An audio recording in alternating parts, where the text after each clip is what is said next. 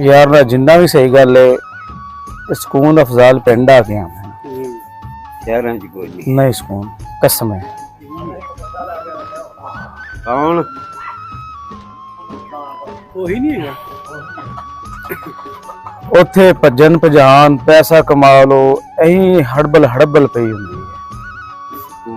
ਹੈ ਸਕੂਨ ਕੋਈ ਨਹੀਂ ਹੈਗਾ। खुली आवाज